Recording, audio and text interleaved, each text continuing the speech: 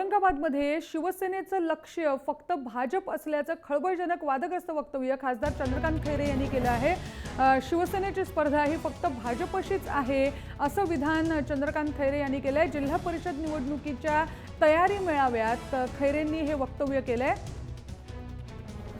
त्यामुळे अनेकांच्या भुवया उंचावल्या असणार आहेत। शिवसेनेची स्पर्धा ही फक्त भाजपशीच असं त्यांना म्हणायचंय। माधव सावरगावे आपले प्रतिनिधी आपल्याबरोबर आहेत। माधव, ज्या पार्श्वभूमीवर म्हणजे एकीकडे युतीची तयारी सुरू आहे, चर्चा सुरू आहेत आणि अशा वेळी खैरेंनी केलेलं हे विधान आहे निवडणुकीत भाजपचं फक्त आव्हान आहे शिवसेनेला असं त्यांना म्हणायचंय। त्यांना नेमकं काय सुचवायचंय?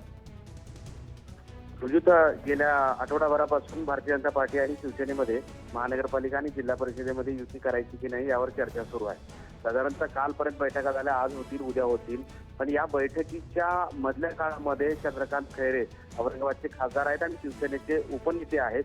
त्यांनी एक विधान करून आता या दोन पक्षांमधली जी गरी आहे ती वाढवण्यामध्ये वाढवतील की काय असं बोललं जात आहे। कारण औरंगाबादमध्ये जिल्हा परिषद निवडणुकीच्या पार्श्वभूमीवर औरंगाबाद आणि जालना या दोन जिल्ह्यातील कार्यकर्त्यांची आणि पदाधिकाऱ्यांची बैठक आयोजित करण्यात आली होती। या बैठकीमध्ये त्यांनी खळबळजनक असं वक्तव्य केलेलं आहे की या पुढच्या काळामध्ये भारतीय जनता पार्टी हे आपलं टार्गेट असेल।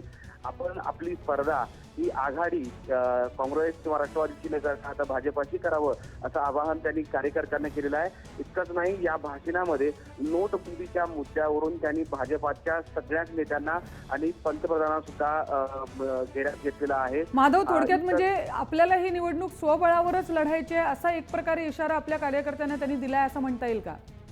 अर्थात नक्की स्थानिक पातळीवर त्या पक्षातील पदाधिकारी आणि नेत्यांनी निर्णय घ्यावा असं पक्षश्रेष्ठींनी सांगितल्यानंतर आता 8 घडीला काल रात्री एक औरंगाबादमध्ये तीन नेत्यांची, भाजप 3 आणि शिवसेनेच्या 3 नेत्यांची बैठक झाली।